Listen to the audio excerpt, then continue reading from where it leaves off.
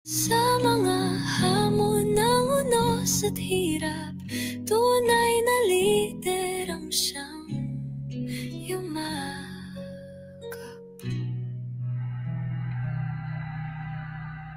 Sa bansang sawang-sawa na sa pangako, dumating siya. Hindi artista, hindi pangmayaman, isang leader na parang hindi leader.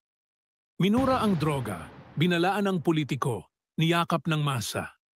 Ito ang kwento ng taong minahal ng bayan, kinatakutan ng mundo, Rodrigo Roa Duterte. Isinilang sa Leyte, lumaki sa Davao. Anak ng gobernador, pero hindi gininto ang buhay. Tahimik, matigas ang ulo, pero mabilis mapikon sa injustice. Lumaking nasasangkot sa gulo, hindi dahil siga, kundi dahil ayaw niya ng abusado. Minsang pinatalsik sa paaralan dahil nanapak. Pero kahit anong init ng ulo, may isang bagay siyang hindi matanggap, ang manahimik kapag may naaapi. 1988, Davao, isang lungsod na nilulunod ng krimen, kidnapping, gang wars, araw-araw may patayan. Pagpasok ni Mayor Digong, nag-iba ang ihip ng hangin. Curfew, disiplina, baril kontra baril. Hindi lahat sang-ayon, pero ang Davaoenyo, nakahinga. Walang may gusto sa dahas, pero kung ayaw ng kriminal sumuko, ako na ang bahala. O sa kanya ang batas ay hindi lang letra, ito ay aksyon. Ang tanong ng marami, hindi ba ito abuso? Pero ang sagot ng Davao, tahimik na kami ngayon. 2016, sa gitna ng ingay at pangako ng mga tradisyonal na politiko, isang mayor mula sa probinsya ang sumigaw. Pagod na ba kayo? Ako rin? Walang filter, walang showbiz, walang script. Droga ang kalaban, kriminal ang babantayan. Ako ang uupo, pero kayo ang boss. Milyon ang naniwala, milyon ang bumoto. Ang galit ng masa, ginawang boto. Pag-upo pa lang niya, tumindig ang balahibo ng buong bansa. I will kill you. Bawat araw may headline. Bawat linggo may bangkay. Isang ina, walang kabaong. Isang anak, bangkay sa eskinita. Ang tanong, nanlaban ba talaga? Ngunit sa mata ni Digong, ito ang kailangang gawin. Kasabay ng takot, dumating ang mga tren, mga kalsada, mga ospital, mga sundalong may taas noo, mga OFW na niyakap sa airport. Ito ang tapang na may kabayaran. Para sa ilan, kaligtasan. Para sa iba, kabaong. Matapos ang 6 na taon, bumaba siya ng walang drama. Tahimik. Pero hindi pa tapos ang kwento. Ang ICC naghain ng kaso. Crimes against humanity. Extrajudicial killings. Ang tanong ng buong mundo, may pananagutan ba ang Pangulo? Ngunit sa Pilipinas, hati ang sagot. Oo, may dugo. Oo, may disiplina. Pero ito rin ang panahong may mga naligtas. May mga nagbago. Sa pagitan ng tama at mali, nandoon si Duterte. Hindi puti, hindi itim, kundi kulay ng karanasan ng masa. Maraming beses siyang minura sa UN. Maraming beses siyang niyakap ng ina sa payatas. Siya ang halimaw sa papel ng mga elitista. Pero sa mata ng masang Pilipino, siya ang ama. Digong, salamat. Digong, bakit? 2 tanong, parehong totoo. Hindi mo kailangang sang-ayunan siya, pero hindi mo rin siya malilimutan. Rodrigo Duterte, isang kwento ng tapang at ng pagkalito ng buong bayan. Ngunit bago ang huling kabanata, pakinggan mo ito. Isang alay na musika para sa kwentong hindi malilimutan. Ito ang awit ng masa ng mga boses na minsang pinakinggan. Awit ng pasasalamat, awit ng tanong, awit ng panahon na hindi na mauulit. Kung may sugat man ang bayan, ito ang tinig na tumahi. Sa pagbungad ng araw sa silangan, si Duterte ang sagot sa sigawan. Sa kanyang bisig bayan ay lumaban. Mga pangarap ay kayang tahakin ng bayan.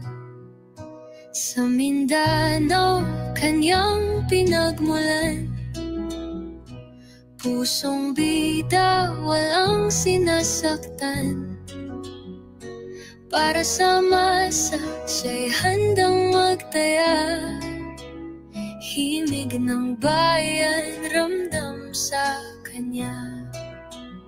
Di siya takot sa laban ng buhay.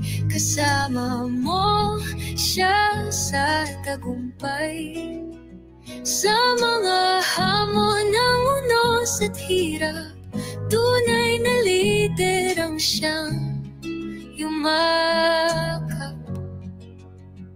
Propor na pangarap isinulong, boses ng bawat isa'y pinakinggan. Walang takot, walang alinlangan,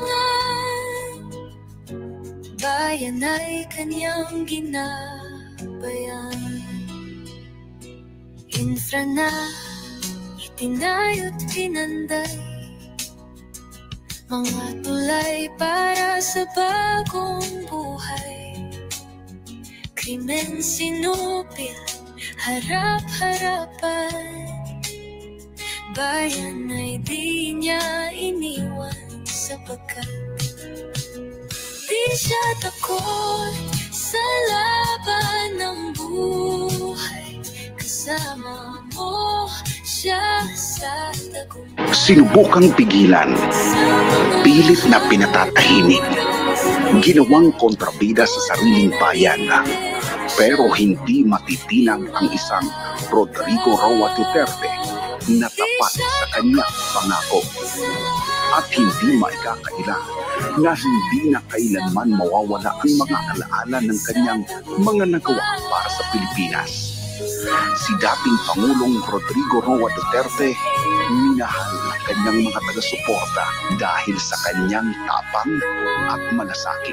Sa loob ng 6 na taon, itinaguyod ng kanyang administrasyon ang isang gobyernong para sa tao, isang Pilipinas na mas ligtas, mas maunlad at mas may respeto sa batas.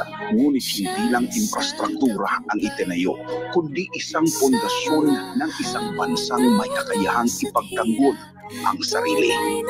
We will make a few years the golden age to infrastructure in the Philippines. We are going to build and build. By the end of my term, Bawat pahina ng ating kasaysayan, may mga pangalang kumikinang, nagbibigay kulay at direksyon sa ating bansa. Si Rodrigo Duterte, hindi lamang isang pangalan, kundi isang yugto. Isang kabanata ng tapang at pagbabago. Dumating siya na may dalang pangako ng kaayusan, nais niyang linisin ang bulok sa ating lipunan. Marami ang tumutol, nagduda sa kanyang pamamaraan, ngunit mas marami ang naniwala at lumapit sa kanya. Sa ilalim ng kanyang pamumuno, walang Pilipinong walang pakialam. Lahat ay nagkaroon ng boses. Mula sa mga liblib na sulok hanggang sa sentro ng kapangyarihan, ramdam ang kanyang presensya, iginapang niya ang mga programa, ipinaglaban ang batas, at pinanumbalik ang kapayapaan sa mga lansangan. Ang kanyang mga salita, matatapang at direkta, nagpamulat sa marami, nagbigay inspirasyon sa bawat isa. Sa pagtatapos ng kanyang termino, nag-iwan siya ng pamana na patuloy na babalikan at pag-uusapan. Maraming salamat, Tatay Digong, sa bawat sakripisyo, sa bawat laban, at sa bawat pangarap na itinanim mo. Ang iyong tapang ay hindi malilimutan. Ang iyong pagmamahal sa bayan ay mananatili sa aming puso. Limutin ka man ng panahon, ang iyong diwa ay patuloy na gigising sa bawat Pilipino. Maraming salamat, Tatay Digong.